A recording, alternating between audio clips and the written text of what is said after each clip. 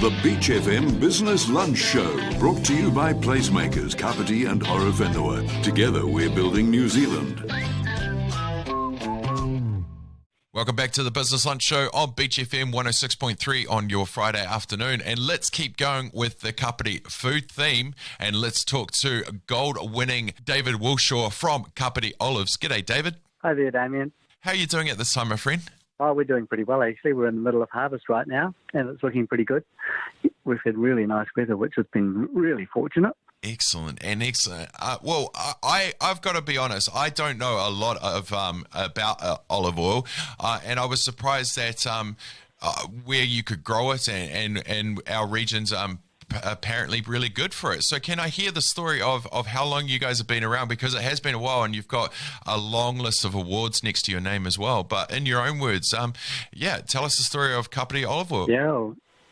Well, we started a bit before or the early 2000s, and Helen and I started in December 2004 when we planted out a grove of 20 acres, about 2,300 odd trees, and all sorts of varieties, Italian, Spanish, Greek varieties, which increasingly over the years trees have got bigger and we've produced bigger crops. But just as well, we've also increased our quality, I think, and we've had decent awards every year on the whole, right through our history, which has been great. And the best award this year was the Gold Award in New York, which was a real surprise to us. It was part of our prize getting entered into that, because we won the award for the best olive oil in New Zealand as judged by the Olives New Zealand international judges. So it capped off a pretty good year for us. Amazing. And what makes Kapiti so the perfect place to grow it? Well, I think on this grove in particular, and some others as well, I think, is that we're on river silt loam, which is right by the Otaki River, actually. And river silt loam means it doesn't get wet or stay wet, because one thing olives don't like is wet feet. So this is the perfect ground for this. Could be good for grapes too, actually.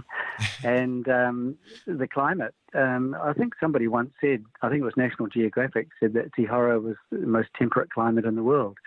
I haven't verified that, but I like it. I like it too. Yeah, well, we don't get the extremes. We get some frost on the ground a few days a year, but not much. And it doesn't get that hot. Late 20s, as we know, is pretty nice temperature in the summer. But mostly it hangs around mid to low 20s. So I think it's the climate, it's the soil, the land that we grow it on. So it's pretty kind generally. And we don't have things like strong humidity, which encourages diseases and things like that. So I think it's pretty ideal. Excellent. Now tell me, how long from seed to bottle is the process? Oh gosh, I wouldn't want to do the seed business, but we took on plants that were in containers that were about a metre high, right. And quite quickly they produced some olives, but not enough to be able to harvest them to any purpose really. But after about 3 to 5 years, we start getting a reasonable crop. And back in those days, we used to hand harvest and got a modest crop and modest amount of olive oil, which has increased over these years to now we get somewhere over 50 tonnes and over 5,000 or 6,000 litres, and which is quite a different ball game. So we've had to change all the ways we farm the property. We're more mechanised now. We have harvesters, machines by contract, and we do selective pruning with chainsaws now instead of titivating our trees like we did in the old days. So it's quite changed. Yeah, so that was going to be one of my questions was how has technology helped your industry? I mean, you would think olives have been around for centuries and plants grow on the ground and people pick them. But how has technology helped your industry? Well, the problem with horticulture generally is you have to scale up. You have to get some real scale into it because otherwise the costs are too high. Right. So it means that most horticultural ventures, people plant more and use machines to deal with it. And so instead of hand raking trees, we have machine shakers done by contractors, which literally vibrate the tree, and the olives fall into the nets, and that can be done in less than a minute. Wow. Which is absolutely essential. You might be interested that back in the day when we had probably only about a third of the volume of olives we have now, it used to take me about 26 days to harvest, and now it's all over in about 4.5 days. Wow. So you can imagine the economies of scale there. Yeah. How have you kept yourself? I know you're improving technology, as you said, but you've won a lot of awards over the years. How have you not become complacent and always looking to improve the product? Well, I think that's actually our reason for being, that we are more interested actually in the quality, so that one, the quality that people will really love to taste, but also a quality that wins awards, because if you win awards, then you're getting recognition, and then people have the confidence to say that this really, if other people rate it, it must be good. We know it is, but you need other people to tell you that as well. Yeah. It's commonly known that olive oil is quite good for you. What are the benefits of using olive as opposed to others? Well, one of my harvesters was saying just yesterday, actually, that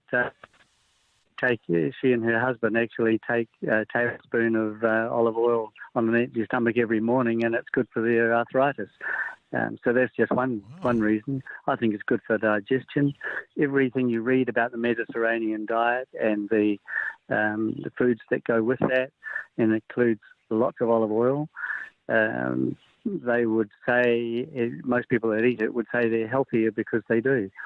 I know we eat a lot of olive oil, and we, touch wood, don't have health issues. I would had probably at least a tablespoon of olive oil every day, but I pour it all over my dinner. I don't necessarily do the tablespoons, but a lot of people do, and we have people who buy a lot of olive oil from us and who take it almost like a medicine.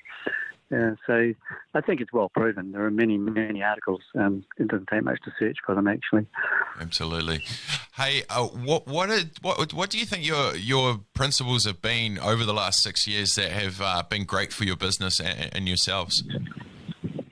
I think the principle of doing everything really well. We're very focused on what we do. We've stuck to our knitting. We haven't diversified away from extra virgin olive oil as yet. Sometimes we're tempted, but sticking to your knitting and doing it well is really important to us. And there are really important things in that, about when you harvest, the quality of your fruit, getting it to the press on time, making sure that it actually is pressed nice and fresh, so you keep the quality and the polyphenols high, and the taste, really good quality taste, and therefore the oil lasts. And when we get it back and blend it into our different tastes, then we pump it into our tanks and we cover it with argon gas, so we make it last even longer. It sits on top of the oil and preserves it really well for us. And then we only bottle just in time, roughly 50 dozen bottles at a time, roughly. And then we do that more or less to order. So I suppose every step along the way of the whole process gets quite a lot of attention. Excellent.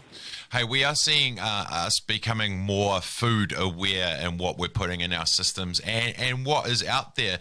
How has the market grown? With the market growing, how has that benefited you and your competitors of staying ahead of each other? I think that the New Zealand population, who are quite well travelled actually, have realised that the world eats olive oil, especially in Europe, Spain and Italy, and have come home to find that New Zealand olive oil is right up there with the best in the world. And I think there's a lot more consciousness that, including the Mediterranean diet, as I mentioned, and also olive oil as a major part of that, is accepted as really good for you. So while everyone likes some chips, including me, I think that having in general a very vegetable-oriented diet with lots of olive oil, you can't go past it. Absolutely. When did it become the moment where you started entering the war? Like, did someone say, you're pretty good, I think you should enter this? Or did it just come about and you started taking on the world? No, I think we, right from the very beginning of Kapiti Olives history, we entered into awards because there's an organisation called Olives New Zealand, and this is where we collaborate in terms of our knowledge and experience. And we all realise that we have to do it really well, get recognised by international judges, and because otherwise you go nowhere. And it's a bit like the wine awards. Yep. People go for awards because they need to get recognised by all New Zealanders and as wide as possible to get the confidence that, yes, New Zealand does this really well.